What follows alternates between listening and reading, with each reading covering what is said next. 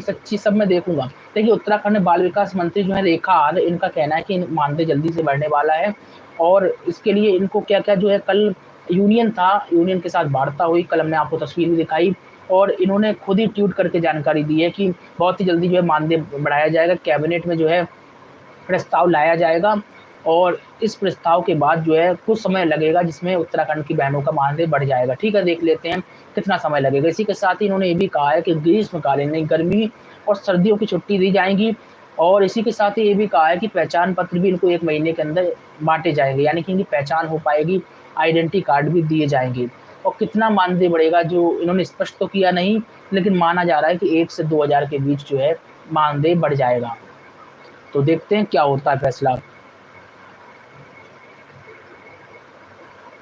चलिए ठीक है, कुछ हम आपको आगाह करने वाली खबर भी दे देते हैं, जागरूक करने वाली खबर दे देते हैं, किस तरीके से जो ठगी चल रही है उसको समझ लेते हैं। दरअसल एक आंगनवाड़ी कर्मियों के साथ और ठगी हो गई। मामला क्या था मैं आपको बता दूँ, मामला ये है कि मामला ये है कि आपको बता दें प्रमोशन के नाम पर, यानी कि सुपरवाइज़र की नौकरी लगाने के नाम पर इसने पैसा ठग लिया। देखिए, यमुनानगर से ये खबर लगी हुई है, आपको बता दें हरियाणा के यमुनानगर से है और यहाँ पर आपको बता दें नौकरी दिलाने के नाम पर ठगी कर ली गई है और आरोपित ने जो है पुलिस में मामला दर्ज कराया है। सुपरवाइज़र के नाम पर जो है आशीष की ट्यूबवेल ऑपरेटर और आपको बता दें नीना की सुपरवाइज़र की नौकरी दिलाने के नाम पर ठगी कर ली है और अब पैसा भी चलेगा, नौकरी भी नहीं लगी। नौकरी लग जाती तो ज़ाहिर-सी बात है कोई दिक्कत नहीं होती, अब पैसा चलेगा, नौकरी भी लगी। तो ऐसे में अब ये आपको बता दें युवक और युवती दोनों परेशान हैं और अब पुलिस की शरण में पहुँचे हैं। पुलिस आगे की कार्रवाई देखो क्या करती है। दरअसल आरोपित जो है जोगिंद्र पाल ने जो है अशोक और उसके परिवार के लोगों को पूरी तरह से झांसे में लिया। उसने दुसानी व पुराना हमीदा में आंगनबाड़ी सुपरवाइज़र की पोस्ट के लिए किसी महिला के बारे में भी बात की, जिस पर अशोक ने अपनी पत्नी नीना के बारे में बात की। पति ने कहा भाई हमारी पत्नी को ही लगवा दूँ, तो इसके लिए भी आरोपित ने 3 लाख रुपए जो है माँगे। अशोक ने आरोपित से कहा कि वह पहले उसके भाई आशीष का काम करा दे, इसके बाद पत्नी के बारे में बात कर लेंगे। लेकिन आरोपित ने उसे धमका दिया और कहा कि वह दोनों को एक साथ जो है नौकरी में लगवा दिया, यानी कि एक ही घर से उसने 2 लोगों को ठगने का काम कर दिया और उसकी बात में आकर 3 लाख रुपए दे दिए गए। बाद में आरोपित ने अलग-अलग खर्च बताकर 66,000 रुपए और ले लिए। काफ़ी समय बीतने के बाद जब ना तो आशीष और ना ही नीना की नौकरी लगी, तो अशोक ने आरोपित से बात की।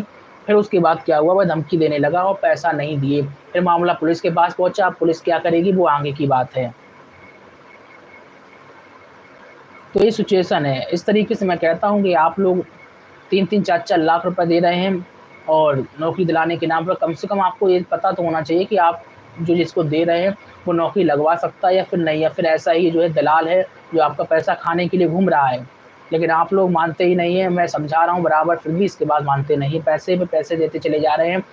पैसा कितना ज़्यादा इम्पोर्टेंट होता है, कौन व्यक्ति कैसे पैसा देता है, मुझे तो मालूम है। कोई बहुत सारे लोग नौकरी के नाम पर जो है अपनी ज़मीन गिरवी कर देते हैं, गहने गिरवी रख देते हैं। बहुत दुःख की बात है, लेकिन उनके पैसे ठग लिए जाते हैं। तो ये दुःख की बात है।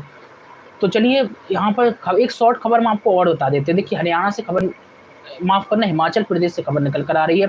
यहाँ पर जो है कुछ अपडेट है, इसको समझ लेते हैं। दरअसल हिमाचल प्रदेश की प्री प्राइमरी में शिक्षक भर्ती के लिए नर्सरी टीचर ट्रेनिंग यानी कि एनटीटी करने वाले को जो है 70% और आंगनबाड़ी वर्करों को 30% पद दिए जाएंगे, समझ लीजिए। और इसी के चलते हिमाचल के 4,000 सरकारी स्कूलों में शिक्षक भर्ती को R&P नियम बनाने का जो है काम शुरू हो गया है। शिक्षा सचिव जो है इनकी अध्यक्षता में राज्य सचिवालय में शिक्षा और महिला जो है बाल विकास मंत्रालय की जो है विभाग की जो है बैठक हुई है और बैठक में निर्णय क्या लिया गया इसको समझना चाहिए। बैठक में निर्णय लिया गया सरकारी स्कूलों में चलाई जा रही नर्सरी और केजी कक्षाओं की भर्ती के लिए जो एनटीटी कोटे के 70% पदों में से जो है 35% पद जो है बैच वाइज और 35% जो है पद सीधी भर्ती से भरे जाएंगे। तो इसके बारे में एक बड़ी जानकारी निकल कर आई है और वहीं एनसीटीई के नियमों के तहत ये भर्ती की जाएगी।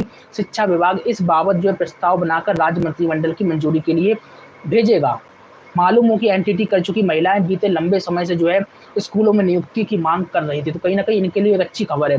आंगनबाड़ी वर्कर भी नियुक्ति की मांग को लेकर राज्य में संघर्षरत है। आपको बता दें हिमाचल प्रदेश से मैं खबर बता रहा हूँ, दोनों ही संगठन की ओर से विधानसभा के बजट सत्र के दौरान प्रदर्शन भी किए गए, जिसके बाद विभाग पर दबाव पड़ा और विभागीय अधिकारियों ने नर्सरी टीचर ट्रेनिंग करने वालों के साथ ही आंगनबाड़ी वर्करों को जो है भर्ती में शामिल करने के जो है निर्देश दिए हैं। जो बड़ा फैसला जो हुआ है। तो चलिए यहाँ पर सभी खबरें खत्म होती है। अब आप लोग सवाल ले लेते, कमेंट आ रहे हैं वो ले लेते हैं, ठीक है।